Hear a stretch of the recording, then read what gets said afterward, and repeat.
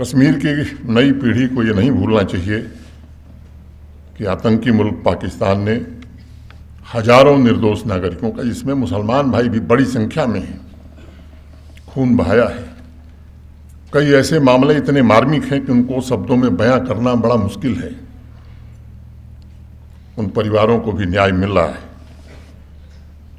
सरकारी नौकरी भी मिल रही है, साथ साथ बाकी आवश्यकताओं को पूरा करने का प्रयत्न हो रहा है। कई पुरानी परंपराओं को पुनः जीवित करने का प्रयत्न हुआ है। अनेक टूटे हुए मंदिर, उनमें घंटियां बजने लगी हैं। सूफी श्राइन हो, गुरुद्वारे हों, गिरजाघर हो, ऐसे ऐतिहासिक विरासतों को भव्य और दिव्य स्वरूप मिले, ये काम शुरू हुआ है। जिस मिट्टी पर पहले अध्यात्म, जीवन दर्शन पर विमर्श होता था, जहाँ सूफी और शैव परंपराएं एक साथ मनाई जाती थीं, उसकी सांस्कृतिक रिक्तता को भरना ये सबसे आवश्यक है। और मैं कह सकता हूं कि इस प्रयास में सफलता अगर नहीं मिली है तो मैं कह सकता हूं कि सही दिशा में ठीक प्रयत्न प्रारंभ हुआ है, उसके परिणाम भी दिख रहे हैं। जो मंदिर सूने थे वो जीवंत होने लगे हैं। जो त्रासदी धीरे धीरे सार्वजनिक स्मृति से बाहर धकेल दी गई थी, वो पुनः जनमानस की चेतना में स्थापित हो गई।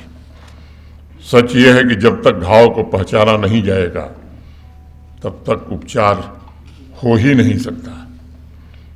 जब तक ये स्वीकार नहीं किया जाएगा तब तक मेल संभव ही नहीं है।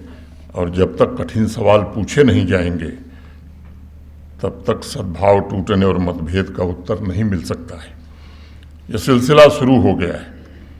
कश्मीर घाटी की नई पीढ़ी समझ रही है कि किस प्रकार आतंकी मुल्क पाकिस्तान ने घाटी की बहुत बड़ी आबादी को बरगलाकर, उन्हें रेडिकलाइज करके, उनके हाथों में बंदूक पकड़ाकर उन्हें अपने ही लोगों का खून करने के लिए तैयार किया था। वो उन साजिशों को भी समझ रहे हैं, कैसे आतंकवाद के इकोसिस्टम और घाटी में मौजूद जो कॉन्फ्लिक्ट इंटरप्रेन्योर्स हैं, जो आज भी कुछ हैं, उन्होंने कश्मीरी पंडितों के नरसंहार के बाद इस पूरे क्षेत्र में आतंकवाद को पनपने दिया। लंबे समय बाद समय का पहिया घूमा है। कौल साहब की पुस्तक के किरदार मोहन और हसन की वेदना को नई पीढ़ी समझ रही है, और ये भी समझ रही है कि जो आतंकवादी मुल्क अपने अवाम के लिए 2 वक्त की रोटी का इंतज़ाम नहीं कर सकता, वो उनके लिए बेहतर भविष्य क्या दे सकता है। अब आतंकवादियों के पूरे इकोसिस्टम को नस्तानाबूद करने की कोशिश हो रही है।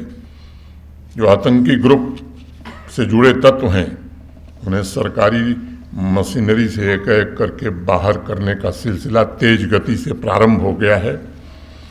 जैसा कौल साहब ने कहा और अपनी पुस्तक में जिक्र किया कि निश्चित रूप से वो समय आएगा जब आतंकवाद के बचे खुचे चंद तत्व भी पूरी तरह से मिट्टी में दफन कर दिए जाएंगे और वितरता के किनारे फिर से वही गूंज सुनाई पड़ेगी।